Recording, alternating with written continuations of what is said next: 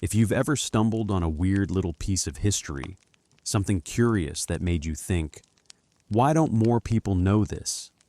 Tell me in the comments. I might turn it into a quiet bedtime story here.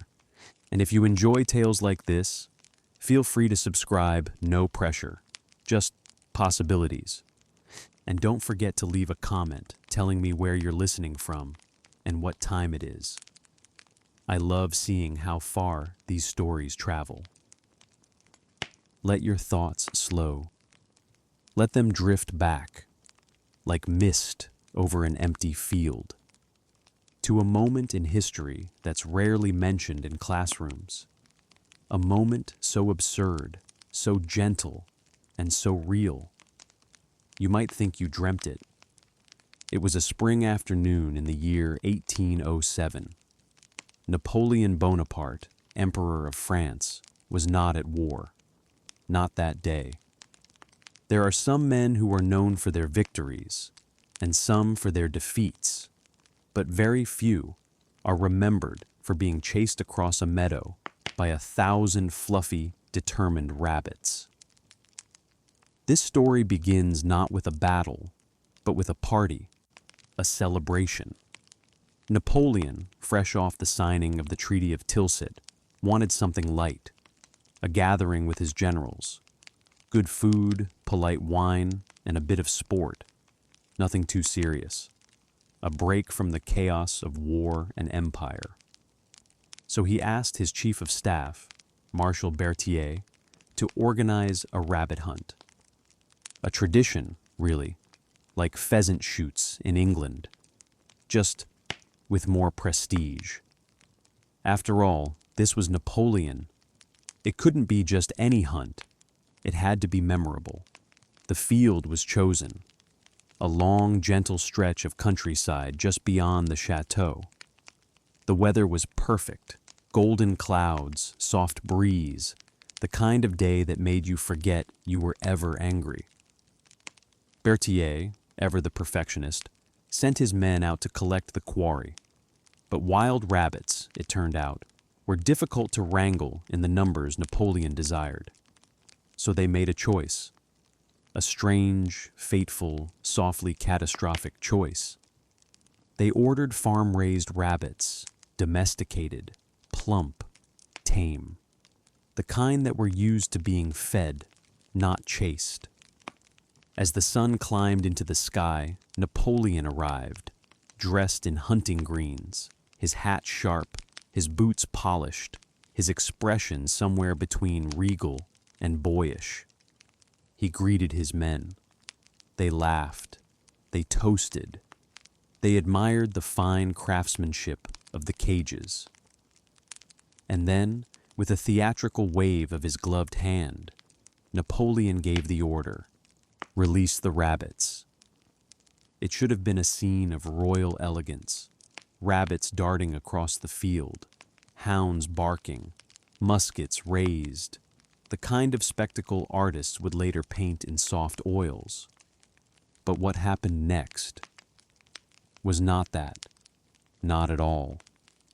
The cages opened, wooden latches clicked, canvas flaps were pulled aside, and at first there was nothing, just the sound of wind. Then a thump, a rustle, a flick of an ear. And then they came. Not with fear, not with hesitation, but with purpose. The rabbits ran forward, not away, not toward the hedges, but toward Napoleon, hundreds of them, small, round, fast, bouncing across the grass like little cannonballs made of fur. At first, there was laughter, a few chuckles among the soldiers. But the rabbits didn't stop. They kept coming, dozens, then hundreds, not in chaos, but in a strange, unified stampede, like they had a mission. Napoleon's horse startled. A general dropped his hat. Someone shouted, "What are they doing?" Another answered, "They think we're feeding them." And just like that, the Emperor of France began to retreat. He took a few steps back, then a few more. The rabbits were relentless, hopping up his boots, tugging at the hem of his coat, piling around his polished shoes like they were waiting for snacks. Napoleon turned. He ran. His generals ran too. The field erupted in confused, chaotic retreat, chased by a living carpet of bunnies. But that comes later. For now, just picture this: a quiet French meadow, a sky of soft clouds, an emperor standing proudly beside his men, and 1,000 rabbits preparing their advance. The cages had opened, the wind was still, and all across the green spring meadow, tiny noses twitched. They were not wild creatures, not lean or wiry or hard-eyed. These were rabbits raised in quiet barns and soft pens, accustomed to the rustle of hay and the creak of wooden doors. They had never seen a fox. They had never heard a shot. Their lives were soft, a series of feedings, naps, and slow curiosity. When the cages opened, they did not panic. They stepped out with calm, deliberate pause, one after another, then in small clusters, then in waves. Soft brown, gray, and white bundles of fur spilling like a quilt across the meadow. At first, it was charming. Napoleon stood with arms crossed, watching the field fill with motion. His generals murmured among themselves, amused. One knelt to offer a piece of bread. Another pointed out how plump they were. The scene was gentle, disarming. Not a hunt, really. More like a picnic with fur. But the rabbits weren't behaving like prey. They didn't scatter. They didn't freeze. They didn't run. They looked expectant. Their heads turned in unison toward the humans, toward Napoleon, and then, slowly, like a tide rolling in, they began to hop. Forward. It wasn't frantic. It wasn't wild. It was eerie in its gentleness. Like a crowd politely closing in, a fuzzy flood. At first, Napoleon smiled, then paused. His boot shifted backward. The rabbits noticed. They quickened. One brushed against his leg. Another pawed at the tip of his boot. More gathered behind. He turned to Berthier. "What is this?" Berthier, speechless, opened his mouth and closed it again. A general chuckled awkwardly. "Perhaps they've mistaken us for feeders," he said. Napoleon said nothing. He was watching the field now, and it was changing. The rabbits kept coming, from cage after cage, from the tree line, from corners of crates and pockets of grass. Some climbed over each other, spilling like tide foam across the clover. They swarmed the leftover food first, biscuits fallen on picnic blankets, loaves torn in half. Then they moved toward the men, toward Napoleon. Now he stepped back. So did his generals. But the rabbits pressed forward, not aggressively, no teeth, no claws, just insistently, boldly, endlessly. Dozens became hundreds. Hundreds became, possibly, 1,000. No one had counted them properly, but there were far more now than anyone had expected. A few rabbits jumped into an open basket of fruit. 2 more tried to climb into an officer's satchel. 1 made it inside a boot. Napoleon tried waving his arms. They didn't flinch. He tried stomping. They simply parted and reformed. "They're organizing," someone whispered. "Impossible," another muttered. But there they were, flowing in loose formation, gathering around feet and boots and coat hems like fog on a riverbank. Napoleon turned slowly. He began to walk, deliberately, dignified, each step careful. The rabbits followed, 5 steps, then 10. Then he quickened. So did they. A rabbit hopped directly onto his foot. Another grazed his glove. Someone, it's unclear who, cried out, "They're charging!" And that was when things unraveled. Berthier shouted for the servants to intervene. They tried, but the rabbits didn't care. They leapt over arms, dodged sweeping cloaks, ignored shouted warnings. They were on a mission to be fed, to get close, to do something no one could quite explain. One officer attempted to gather some of the rabbits in his coat. They wriggled free instantly. Another tried hurting them with his musket like a broom. It failed. The rabbits had no fear, no sense of human rules.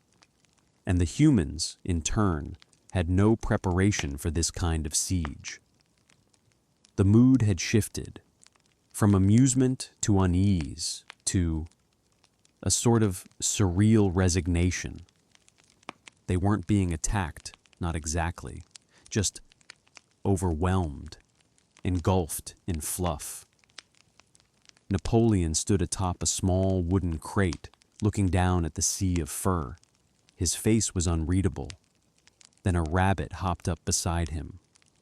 Another followed. He gave a low sigh. "This is absurd." He stepped off the crate and began to walk, faster this time. The generals moved with him. The rabbits followed, hop-pat, like muffled drums across the grass. The hunt was over, before it had even begun. The field was full now. The cages stood empty, their doors hanging open like little mouths that had sighed. But the rabbits, they had only just begun. It's strange what power looks like when it's confused. You could see it in the generals' faces. Stern men with medals and histories, swords polished but useless, boots fine but flecked with dirt now. They were not afraid, not exactly, but they were unmoored. There was no doctrine for this, no formation, no strategic map for how to outmaneuver a stampede of domestic fluff. The rabbits weren't attacking. That much was clear. There were no bites, no shrieks, no sharp claws tearing at trousers. They were simply there, everywhere, persistent, endless, like a spell softly cast. Some sat and blinked at the men as if waiting for conversation. Others rooted around the edges of satchels or the folds of a coat. A few simply sprawled across Napoleon's velvet picnic blanket, as if claiming it for the lagomorph kingdom. Berthier attempted to issue orders. "Clear a path," he barked, "to the carriages." But the servants, normally quick, efficient, were frozen. One was bent down mid-reach, staring into the eyes of a rabbit that had crawled into his apron. The rabbit blinked. So did he, and neither moved. The emperor had already begun to back away. Dignified, yes, but deliberate. His boots left small prints in the soft grass, a trail of royalty, retreating. Behind him, the sound of fur brushing clover, a chorus of tiny paws, like rain against canvas. They called it the charge of the hares afterward, but in truth, it was slower than that. More like a tide that followed you but didn't chase. A sea of warm eyes and thumping feet, gentle in motion, impossible to stop. One rabbit leapt into the back of a supply wagon. It found a pouch of dried fruit and sat in it like a throne. Another was discovered inside a general's tall boot. It refused to leave, even when gently coaxed. Napoleon turned again, this time faster. His coat fluttered, his hat tipped. A man of unmatched command, being nudged politely by dozens of creatures with no concept of empire. Someone tried to scatter them with a fan. It did nothing. Someone else tried clapping. The rabbits perked their ears, then hopped closer. Eventually, a trumpet sounded, not for battle, not for ceremony, but for retreat. One of the junior officers had blown it, half joking, half desperate. Napoleon didn't laugh. He nodded and began to run. Yes, run. Across the open meadow, his boots dark with dew, his coat flapping in rhythm. Behind him, marshals, advisors, dozens of decorated officers, scurrying in disarray, and following them, a flood of bunnies. Witnesses later tried to describe it. Some said it looked like a dream, others like a painting that had slipped into nonsense. A few called it divine retribution. At least one priest said, "Perhaps God has a sense of humor, after all." By the time they reached the carriages, the rabbits had thinned slightly. Some paused to nibble clover. Others wandered in pairs, distracted by butterflies. But a few kept coming, persistent, mild, unshakable. Napoleon clambered into his carriage without the usual ceremony. No salutes, no nods. He sat, breathing heavily, watching through the window as a single rabbit hopped up and placed its paws on the wheel. The coachman cracked the reins, the horses jolted forward, and the rabbits, at last, stopped. They didn't chase, they didn't whimper, they just watched, like soft-eyed sentries seeing off the emperor. Later that evening, back at the chateau, Napoleon reportedly said only one thing about the event. Never again, not with rabbits. No official report was filed, no portraits painted. The story was passed in whispers from valet to cook to chambermaid. It was too absurd to explain, too real to forget. The cages remained behind in the field, half toppled and still open. Some rabbits returned to them out of habit. Others wandered deeper into the trees, where soft ferns and mushrooms offered better fare. And the field, once so carefully prepared, returned to stillness. A soldier who had fallen behind stayed a few extra minutes. He sat on a stump, watched the sun slide behind the hills. A rabbit curled against his boot. He didn't move. It felt like the right ending to a day that refused to behave. The carriages had rolled on. The grass was settling. The rabbits, victorious but unaware. And somewhere between disbelief and laughter, the emperor began to process what had just occurred. It was late afternoon by the time they returned. The chateau was quiet, unnervingly so. Servants stood straighter, horses were watered, uniforms dusted off. But everyone knew. Somehow, the story had already begun to spread. Not through newspapers or dispatches, not yet, but through glances, and soft murmurs, and suppressed smiles. Napoleon entered his private study without a word. The doors closed behind him. Only Berthier followed. They stood in silence for a time. Then Berthier cleared his throat. I believe the number exceeded expectations, sire." Napoleon did not look up. He reached for a glass of wine, took a small sip. Then finally, quietly, "We were outmaneuvered by herbivores." Berthier said nothing.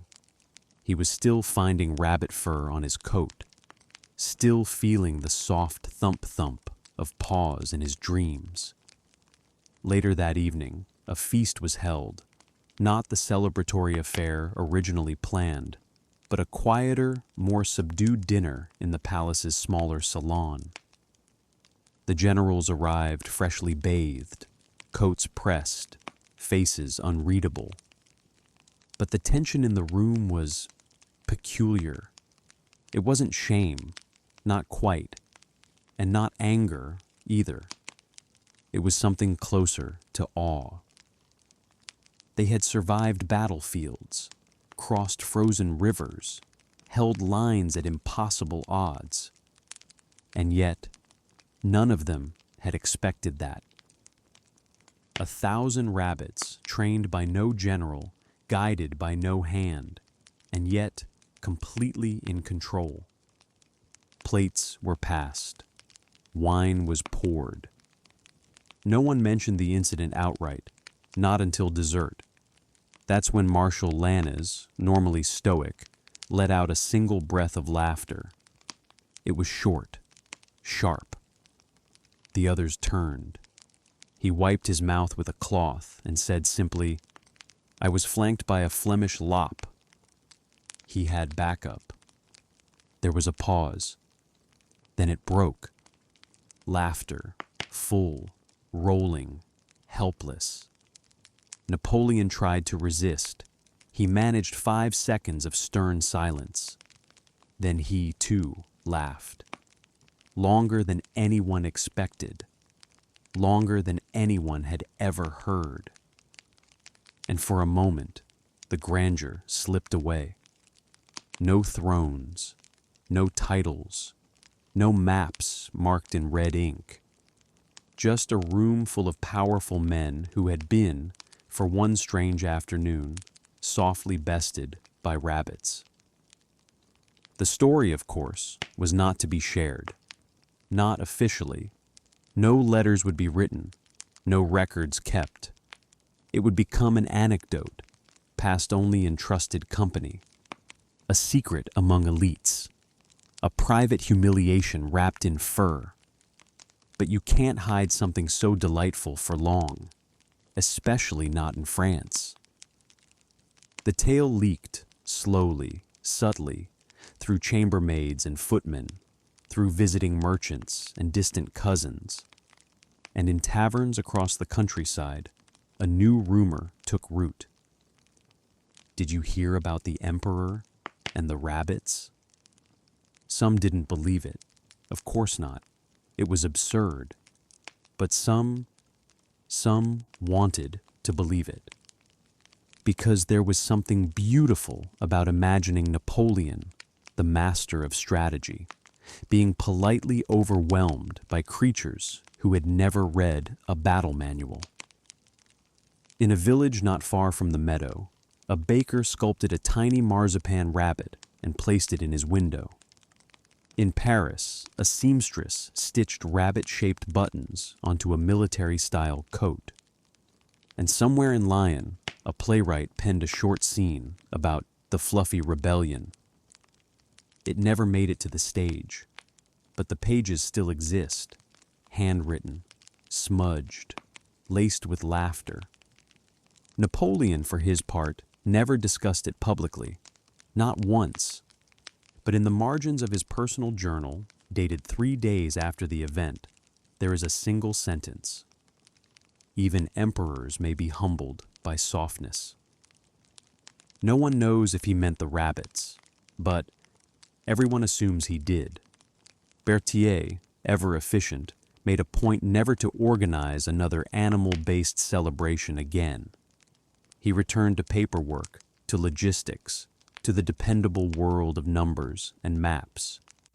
But when he retired years later, his staff gifted him a painting, a small oil canvas, of a rabbit sitting triumphantly atop a general's boot. And as for the field, nature reclaimed it, as she always does. Grass regrew, cages rusted. The last of the rabbits wandered off or were taken in by local farmers.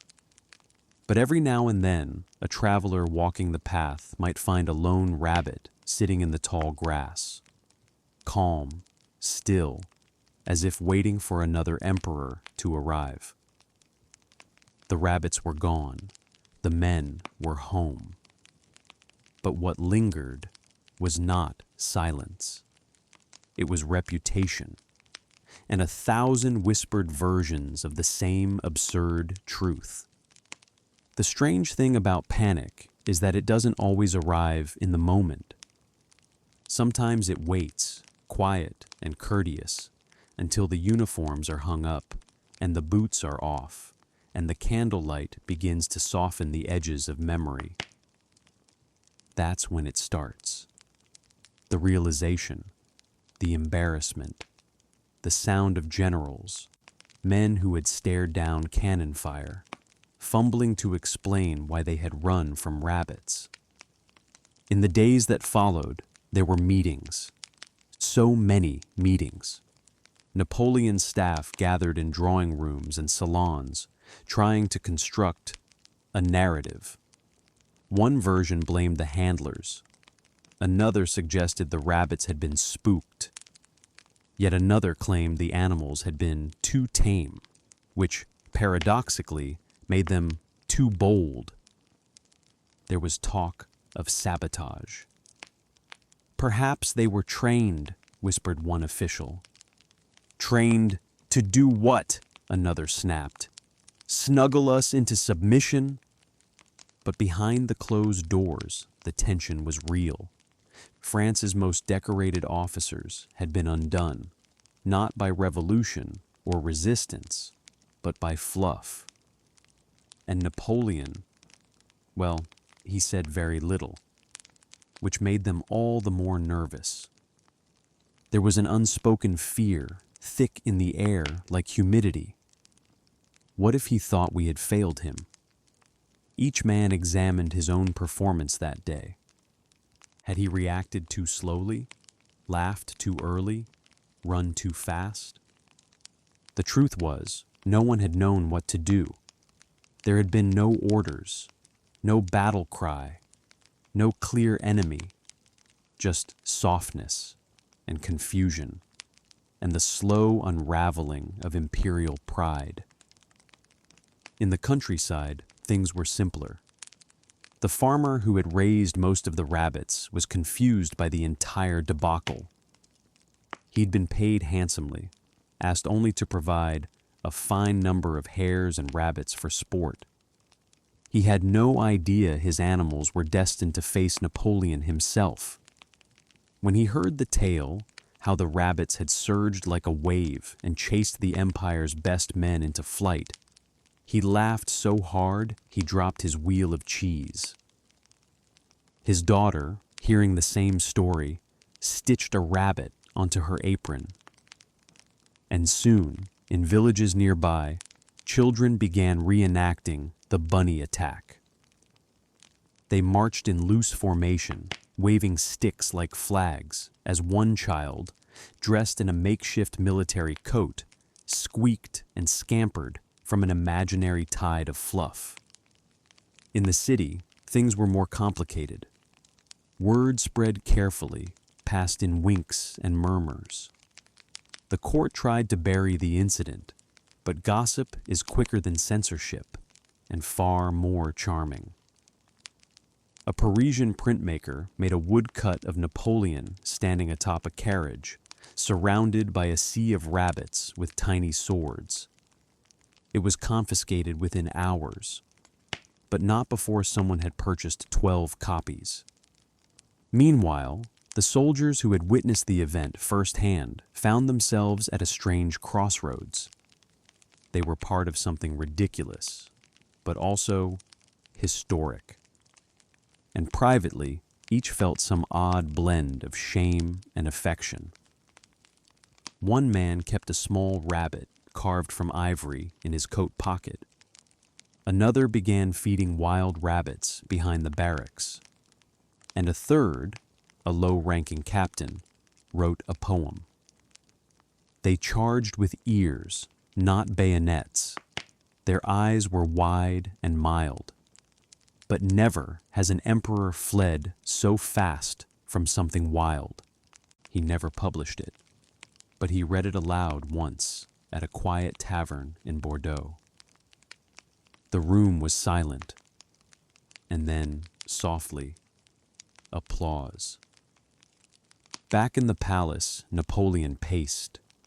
He wasn't angry, at least not in the usual way. There were no outbursts, no slammed doors, no orders barked. But there was an unsettledness, as if he had seen something he didn't know how to categorize, something ungovernable, something that made a mockery of all his planning. Why didn't they run? He reportedly asked one morning. No one answered, because no one knew. In the quiet hours before dawn, the emperor sat alone in the library. He read nothing, just sat, fingers tapping softly against the armrest. And finally, he spoke. It is not the strength of an enemy that breaks you. It's the surprise of their softness.